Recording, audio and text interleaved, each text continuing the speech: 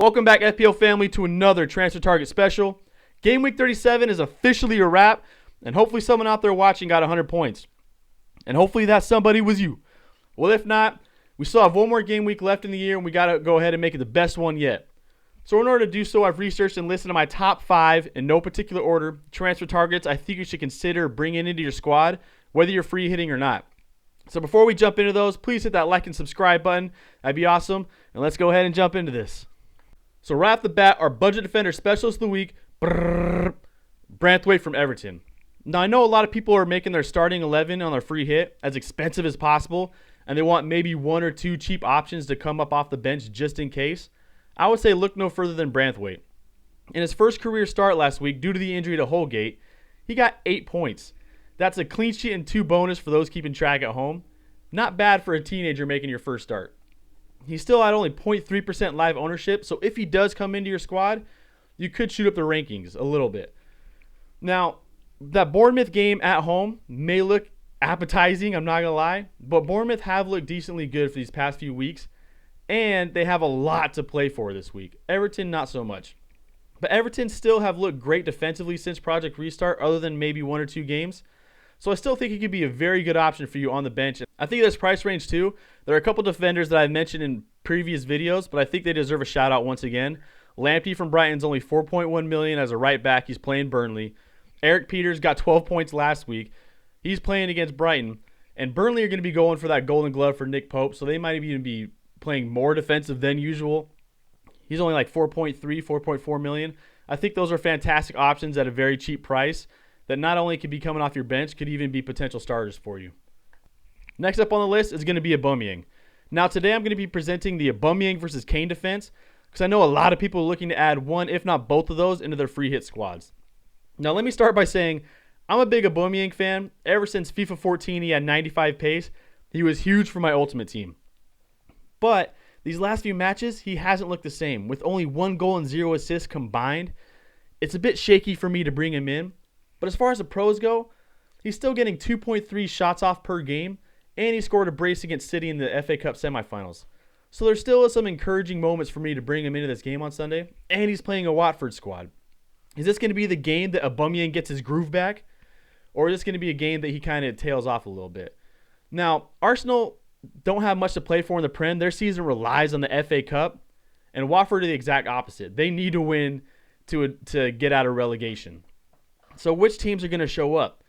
But for me, I think Aubameyang will play because he still has a chance at that golden boot. If he gets a hat trick and Vardy doesn't score, he ends up sharing the golden boot with Vardy at this moment. So I still think Aubameyang goes out and he really looks for that hat trick. He could be a sneaky play, but it may be a bit shaky to bring him into your squad. But last week, go for it, risk it. Then we have Harry Kane. And these two players are in complete opposite scenarios right now. Harry Kane is not chasing the golden boot, but the Spurs still have a lot to play for in the Prem. They need to win. They'll make it to Europas. They don't want to rely on Chelsea to win the FA Cup to make it.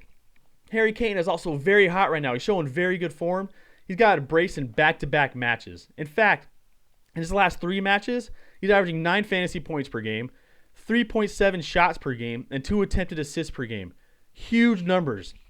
Add all this up, and he's facing a Crystal Palace squad who look done. Crystal Palace are very tired. They haven't won in 7 matches. I think this could be a chance for Harry Kane, who just found out he's having a baby boy, congratulations, to go out and get a brace on his last match of the year. I think the Spurs come out and perform. Now, again, they're still the Spurs, so it's a bit of a wild card for me. But since that Bournemouth game, they've looked great, and they are averaging like 3 goals per game. And Harry Kane, I think for me, is probably the better option at this point, but I wouldn't be surprised if Aubameyang does go out and bag a brace this weekend. Now, this has to be the last match week of the year because in back-to-back spots, I'm going with the Spurs. Serge Aurier comes up next at 5.1 million. Now, I have to mention it's phenomenal mental strength to be able to be playing what he's playing through. We're so sorry for that tragic loss. But he is playing a Crystal Palace squad that have scored 2 goals in their last 7 matches combined. 6 of those were clean-sheeted. Spurs have had clean sheets in 4 of their last 7. And not to mention, in their last 5 head-to-head matches, Crystal Palace versus Tottenham, Crystal Palace have not scored in any of those 5. I'm no betting man, but those are phenomenal odds for Spurs to come away with a goal. Now, I do have to say that Zaha has had some opportunities in transition, and Ayew had a goal against United that was called offsides by literally a toenail. But Crystal Palace look incredibly tired. They have nothing to play for, and Spurs have a lot to play for. So this is a great opportunity for Serge Aurier to get a clean sheet. And as we all know with Serge Aurier, he also has a chance to get forward and whipping crosses to Harry Kane and Son. So there are opportunities for him to get assists as well. This could be a big week for him. I honestly want him to do well, whether he's in my squad or not, due to what he's going through. And in his last 4 matches, he's averaging 4.25 fantasy points per game. I really hope he does well this week. I'm cheering for him. I think he could be a really good bet at 5.1 million. So last but definitely not least, I'm going to list the entire Man City squad. Now, there are a couple players I'm going to choose specifically from here, but I don't think you can go wrong with any asset this week. Since the restart, they've looked phenomenal. In fact, they're averaging 4 goals a game over their last 4 matches. Those are phenomenal numbers. Not to mention, they're playing a Norwich team who've already been relegated and look terrible. Norwich's only player to score over their last 5 matches is Buendia, who just got suspended. This is a fantastic opportunity for Man City to go out and score 5 goals. Now, before I jump into the 2 players that I would suggest, I'm going to kind of go with an honorable mention in Eric Garcia. He's only 4.5 million defender. If you're looking for that third option and you don't want to throw it into your attack, he has started in the majority of these last 6 or 7 matches, and only 4.5 million, he could be a really cheeky play at a clean sheet. So the first player for City I'm going to choose is going to be Riyad Mahrez at only 8.6 million. Now, you could go anywhere, like I said earlier, with City assets, and you're going to be great, but I'm going to choose lower-owned players. And Mahrez did not start last match, which makes me think he is for sure going to start this one. Now, when he does start, he's averaging 3.5 shots per game nearly, over 2 attempted assists per game. Now, those are phenomenal numbers, but he still is only averaging 5 points per game. I know it's still a great number, but I think it should be higher because he has played phenomenally. He's getting a great attacking positions. He's consistently having a nose for goal. I think he could even be a cheeky captaincy pick this week. His live ownership is still only 13%. So if you're looking for a little bit of a differential, I think Mahrez can go away with a double-digit haul this week. So last but certainly not least, the Man City legend, the reason I'm rocking my Spanish jersey today, the one, the only, David Silva. Now, I don't even care if he did or did not start in his last match. By the way, he did not. Because this is his last game ever for Man City. It's his farewell match. There's no reason why he doesn't start. In fact, his last 5 starts that he's had, he's averaging a massive 9 points per game, 2 shots per game, and 2.5 attempted assists per game.